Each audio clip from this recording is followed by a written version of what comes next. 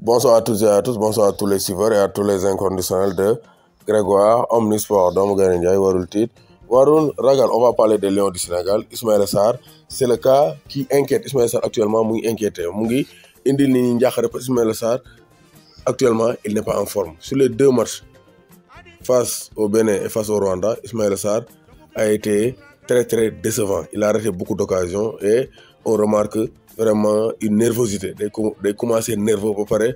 Ismaïla Sarr il rate beaucoup d'occasions ratées. Face à l'Égypte, il pouvait tuer le match face à Mohamed El Chenaoui, mais il a raté le cadre. Ismaïla Sarr, on voit qu'il a 3 CAN, 3 Coupes d'Afrique des Nations, une Coupe du Monde, mais on voit qu'il ne progresse pas. Il ne progresse pas dans le jeu, il ne progresse pas dans la finition. Fatou Ndémb nag, il a fait beaucoup de choses, il a provoqué beaucoup de pénaltys, il a marqué des buts, il a donné des passes décisives. Mais par rapport à sa forme du moment, on voit que Ismaïla Sarr a besoin d'un concurrent sérieux. Mais le problème, moi, Aliou Cissé n'appelle pas des excentrés donc performants. Ou bien, football.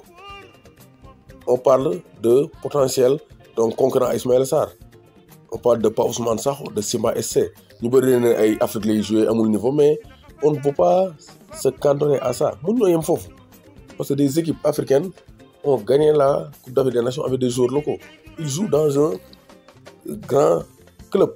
Et un grand club qui joue des compétitions africaines. Simba SC, il jouait la Coupe de la Confédération africaine. Donc, c'est un très bon club. Capable vraiment de faire évoluer les grands joueurs. Pas Ousmane Sakho, c'est un joueur virevoltant qui mérite sa chance en équipe nationale. Aliou Cissé, il doit avoir des concurrents sérieux à Ismaïla Sarr. Parce que Ismaïla Sarr, Sadio Mané, rek ñoo fa nekk excentré yu sérieux. Sinon, ay attaquant de pointe lay woo, sinon day woo excentré comme ay Demba Seck du leen football. Alors que ça, c'est pas intéressant. Donc Ismaïla Sarr, il doit progresser. Parce que beaucoup de ni muy footballer avec cette maladresse, avec cette nervosité, il risque pas de devenir un grand joueur. Et ça, c'est malheureux. Contrairement à Ismaïla Sarr, Pape Matar Sarr a livré 2 très bons matchs. Donc vraiment, ñëpp a ko doon kaasal war na am temps de jeu, même si, comme ni ko Cheikh Wade di waxee, poste excentré bu ñu koy joué côté droit bi, c'est pas son point fort, mais il a fait 2 prestations abouties face au Bénin et face au Rwanda. Donc je pense que vraiment c'est un talent, donc c'est un futur grand joueur de l'équipe nationale du Sénégal. La seule fausse note que je vais noter, c'est le manque de temps de jeu de Moustapha Nam. Pour moi, Aliou Cissé, Moustapha Nam, qui a marqué 10 buts et 7 passes décisives cette saison avec Paris FC, meilleur joueur de son club, l'équipe nationale, tu dois améliorer le rendement de l'équipe nationale du Sénégal au milieu de terrain. Donc, le football, pour moi, à mon sens, le joueur qui doit tester, donc le football, pour moi, c'est un Aliou Cissé, il a chance, mais Moustapha Nam, il n'a pas encore sa chance. Et ça, c'est malheur. Donc, Ismaïla Sarr, il doit avoir un concurrent sérieux pour mieux travailler. Parce qu'il est à l'aise. Il sait que, quel que soit Alpha, il va jouer tout le match. Ou bien, quel que soit Alpha, il sera toujours convoqué. Mais il doit avoir un concurrent sérieux.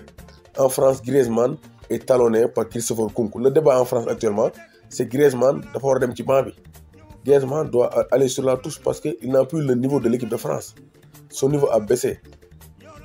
Christopher Nkunku actuellement moo gën nekk ci forme te bu demoon nag Deschamps va le remplacer par Nkunku et associer Nkunku à Benzema pour animer l'attaque de la France.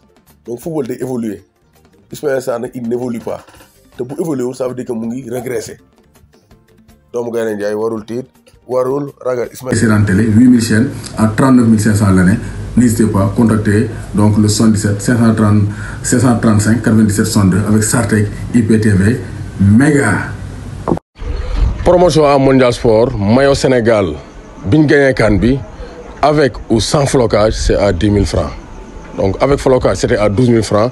Mondial Sport défend na len ko 10 000 francs. Donc amul fenn fu Mondial Sport maillot avec étoile bi. N'hésitez pas à aller à commander 77 666 03 95 77 059 99 84.